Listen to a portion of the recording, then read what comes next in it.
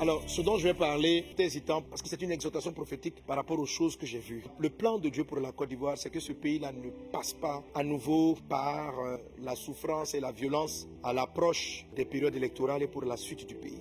Je vais donc interpeller nos leaders qui sont pour la nation des pères, étant donné votre âge, étant donné tout ce que vous avez bâti pendant toutes ces années, que Dieu vous bénisse abondamment pour tous les biens que vous avez apportés à plusieurs vies, même si dans la vie on ne bâtit pas sans détruire, certains aussi qui vous en veulent, qui en ont gros sur le cœur, mais vous avez fait ce que vous estimiez être le meilleur pour vos proches, pour votre pays. Que Dieu dans sa grâce se souvienne de tous les bienfaits, vous pardonne vos erreurs et vos manquements et qu'il vous élève, que sa grâce soit avec vous. Mais voici les risques.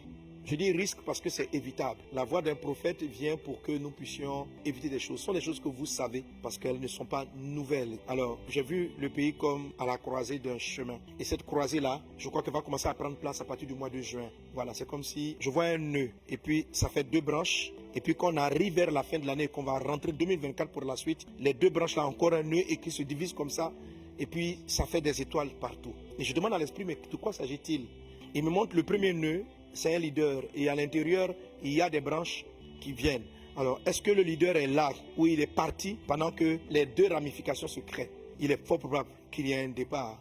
Et les ramifications qui sont parties seront soit antagonistes, soit amicales et paisibles, dépendamment de ce que les leaders vous allez faire. Aujourd'hui, vous êtes à un carrefour important, ne serait-ce que par l'âge que vous avez. Et je prie dans le nom de Jésus que le Seigneur vous accorde de prendre des bonnes décisions maintenant pour que le pays soit dans la paix, pour que le pays soit tranquille. Alors, à qui appartient ce premier nœud? Je ne peux le dire, ou même si je le sais, je ne dois pas le dire. Ça ne m'appartient pas d'en parler, mais mon rôle est de prier pour les bons choix, pour les bonnes décisions. Ces branches parlent potentiellement de graves divisions au niveau de vos proches. Graves divisions qui sont déjà là. Mais de ces divisions-là peuvent naître une nouvelle guerre. Les divisions-là ne seront pas simples. Les divisions vont être amplifiées par l'ennemi au point de produire dans les années à venir de graves crises qui vont amener les Ivoiriens à s'entre-déchirer violemment. Et l'Esprit me disait ce matin, il me dit, ce qui s'est produit dans le passé, parce qu'on est dans les prophéties de cycle, risque de se reproduire. Les grands troubles en Côte d'Ivoire qui ont entraîné la guerre sont venus d'un nœud similaire. On a le premier chef de ce pays qui part, et dans sa famille politique, deux branches sont créées, mais elles sont créées de manière antagoniste, chacun voulant récupérer le pouvoir. Une de ces branches va rentrer dans l'opposition avec les descendants et une va prendre le pouvoir. De leur conflit va commencer à apporter les fondements qui donneront plus tard la rébellion et la division qu'a connue la Côte d'Ivoire. Ce même schéma-là est sur le point de se reproduire. Le premier nœud que j'ai dit, j'ai vu une branche qui arrive, en tout cas c'est comme un chemin, on a un nœud puis ça se passe comme ça, il se divise. Après, on arrive, on a un nœud qui se divise. Donc, c'est vrai plus tard que deux ou trois grandes branches qui vont naître du premier nœud vont plus tard se remettre ensemble parce qu'il y avait un bloc qui voulait faire partie. Et je vous ai dit que les nœuds, les embranchements qui sont nés vont elles-mêmes se rediviser, ainsi de suite, ainsi de suite, ainsi de suite. Alors, j'ai compris dans la vision que les partis en leur sein allaient s'éclater. Et ça allait former beaucoup de groupes antagonistes qui, après vos départs respectifs, allaient faire des alliances et chacun voulant prendre le pouvoir allait crisper la politique et pouvait amener totalement vers la recrudescence des armes, etc. Un peu comme vous avez le modèle au Soudan actuellement, où des personnes qui ont travaillé à faire partie de l'ancien chef d'État, aujourd'hui, chacun ayant son bloc armé s'entretue, même si aujourd'hui on tente d'apaiser la paix, mais c'est de la même famille que naît la guerre actuelle qui se produit en ce moment au Soudan. Et cette même chose-là menace ce pays. C'est quelque chose qui va aller avec le temps. Je ne dis pas que ça va arriver en 2024, mais de la division du départ des pères, du départ des aînés, va se manifester de nouvelles crispations qui finiront. Papa, le président Houphouët-Boigny, mais la crise de ses héritiers va prendre du temps avant de déclencher une guerre. Et le même schéma est sur le point de se reproduire. Alors je sais, cher président, que vous aimez votre pays. Je vous en supplie par les compassions de Christ. Certainement que les choses qui risquent d'arriver vont se passer en votre absence. Mais vous pouvez déjà arriver à éviter cela. C'est maintenant que vous devez prendre la décision. C'est maintenant que vous devez faire les bons choix. De quoi l'ennemi va se servir pour pouvoir diviser cette nation? Des guerres que vous voyez en ce moment autour de vous. Des palabres dans vos propres partis. C'est de là que ça va partir. Et c'est de là que les crispations vont venir. Alors, l'Esprit me donne deux axes sur lesquels vous devez travailler. La bataille interne, résolvez-la maintenant. C'est-à-dire, ayez la force de choisir votre héritier, de choisir, de désigner, de prendre quelqu'un. Et de vous battre de votre force, voir progressivement et de l'aider. Et lui donner le temps à cette personne-là, de votre vivant, d'asseoir son autorité. Il y aura certes des divisions après votre départ, mais elles seront vraiment amoindries parce que tout le monde respectera ce que vous, en tant que père, avez laissé. La majorité de votre groupe respectera ce que vous avez choisi. Mais si vous partez et que vous laissez vos descendants choisir eux-mêmes, ils vont s'entretuer. Ils vont s'allier avec vos adversaires politiques, ils vont s'allier et ça va créer de là une confusion. Donc c'est la première branche qui se divise et après qui se redivise et qui fait un truc comme ça. Donc je vous en supplie par les compassions de Dieu de tout faire, de prendre votre dernière énergie politique ou votre avant-dernière énergie politique. Je ne sais pas quels sont vos projets immédiats, mais maintenant. Je ne rentre pas dans qui veut être président encore. Si vous voulez être président, soyez président. Voilà. Mais au moins, établissez ça et installez la personne. Donnez-lui l'occasion de votre vivant de gérer avec vous votre groupe. Parce que vous serez en même temps le garant de la paix. À cause de vous, les gens le combattront moins. Mais si vous partez et qu'à la dernière minute, vous dites c'est lui, ce qui s'est passé du temps du président Oufou se passera.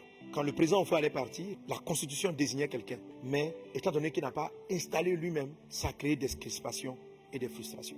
Donc le premier axe de conseil spirituel, c'est pourquoi je suis en train de prier, c'est que Dieu vous accorde la grâce. Peut-être que vous ne l'avez pas encore trouvé, vous ne trouvez pas dans vos fils directs la personne qu'il faut, mais que Dieu vous l'accorde de la voir. Et que quand vous allez l'établir, que tout le reste du groupe puisse reconnaître que c'est votre choix, que c'est ce que Dieu vous a mis à cœur et respecte cela afin qu'il y ait de la cohésion, qu'il y ait de l'entente dans votre groupe. Que Dieu vous accorde cette grâce-là. C'est une grâce. Israël a failli être totalement divisé parce que comme David vieillissait, certains de ses fils ont voulu se présenter par eux-mêmes. Et ça a entraîné une grave guerre. Et pour sauver Israël, un prophète est venu le voir et puis il dit qu'il faut que tu fasses quelque chose.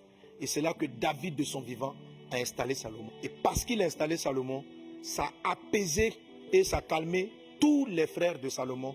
Parce que c'est papa David de son vivant qui a placé Salomon. Si papa David n'avait pas installé Salomon de son vivant et qu'il était mort, tous les autres frères auraient tué Salomon. Ils allaient s'entre-déchirer et le royaume d'Israël allait être brisé. Je vous en supplie par la compassion de suivre la sagesse de David et de choisir maintenant.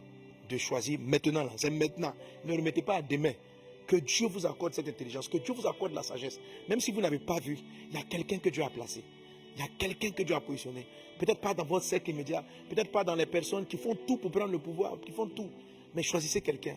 Choisissez quelqu'un selon l'inspiration de Dieu, qui fera l'unanimité. Quelqu'un qui n'aspire pas au pouvoir, qui n'aime pas, qui ne veut pas votre place même.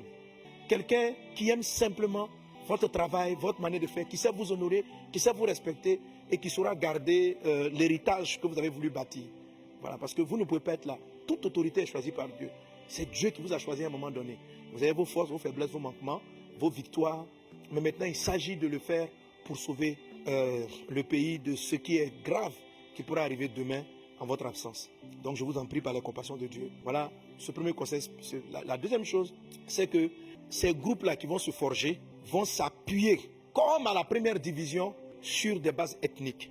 D'où les guerres que Satan veut faire seront des guerres civiles mais ethniques, comme celle-là entre le nord et le sud, ceux qui ont des noms malinqués contre ceux qui n'en ont pas.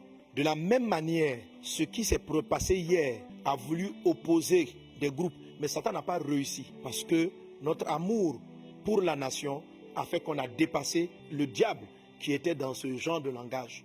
Et nous rendons grâce à Dieu pour cela. Et je veux rendre grâce à Dieu pour le chef de l'État d'avoir permis, par exemple, pour régler ce problème-là, la cour des chefs traditionnels et des rois pour jubiler, pour empêcher, pour que les chefs traditionnels puissent se parler.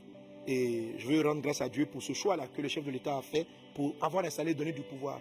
Que cette institution-là soit encore plus forte et qu'elle favorise les alliances entre groupes ethniques de la Côte d'Ivoire. On arrive à comprendre que nos chefs traditionnels travaillent à ce que les personnes raisonnent en termes d'ivoiriens et non en termes ethniques de Baoulé, de Sénoufo, de Nordiques, de personnes du sud, de l'est, de Bété, etc.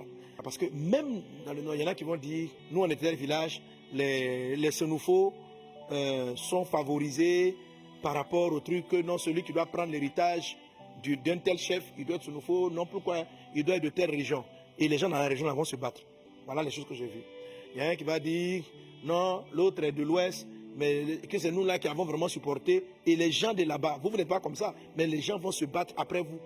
Parce que la division, chacun va vouloir s'appuyer sur son groupe ethnique pour pouvoir réclamer plus de pouvoir et dire que c'est lui qui est le plus puissant à votre départ. Même dans une même ethnie, les gens vont s'appuyer sur le village et la ville et le sous-groupe ethnique dont ils font partie. C'est-à-dire même dans les Akans, il y en a un qui, il y a Akan de ceci, Akan de telle région.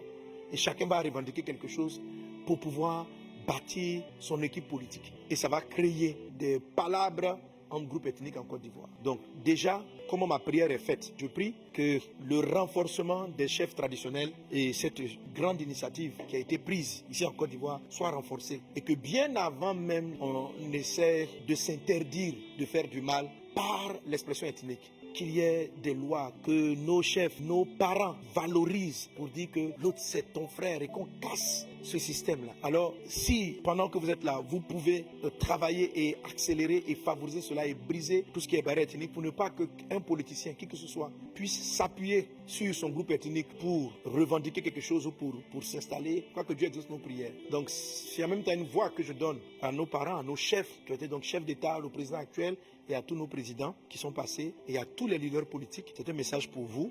Notre rôle, nous, en tant que pasteurs, c'est de prier, c'est d'intercéder. Donc, c'est un message que je donne aussi à tous mes frères pasteurs, à tous les intercesseurs. Voilà, n'attendons pas que Satan réalise son plan et puis commençons à prier. N'attendons pas le départ des chefs et puis de commencer à prier pour sentir la menace réelle. C'est maintenant on doit se mettre à genoux et c'est maintenant on doit anticiper l'esprit de division de la nation. C'est maintenant qu'on anticipe puis le contrer dans le nom de Jésus-Christ de Nazareth. Maintenant que je t'entends parler, laissez-moi parler, il m'a rappelé que la Côte d'Ivoire en fait a une violence sur cycle de 10. J'avais déjà parlé de ça que en fait, si vous observez 80, 90, 2000, les risques qu'il y a, 2010, 2020, donc les choses vont totalement éclater selon le cycle 2030. Donc il est fort probable que 24, 25, ça se passe plus ou moins calmement. Mais les germes de l'éclatement seront posés. Donc même si certainement que beaucoup d'entre nous ne seront plus là, Dieu vous a donné de diriger ce pays. Qu'aujourd'hui, par la grâce de Dieu, nous fassions, vous fassiez en tant que nos leaders, en tant que nos chefs, que vous preniez les bonnes décisions qui vont peut-être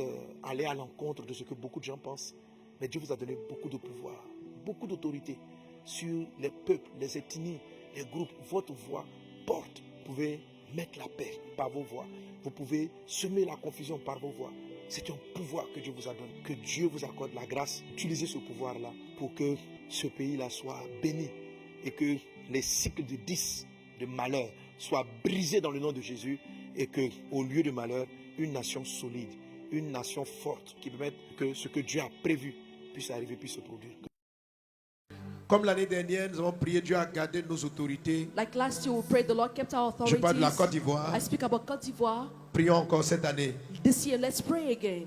Prions encore cette année. Let's pray again this year. Car la santé de plusieurs For the health of many sera mise à rude épreuve will be threatened cette année. this year. Mais Dieu fait grâce. But the Lord grants grace. Alléluia. Hallelujah.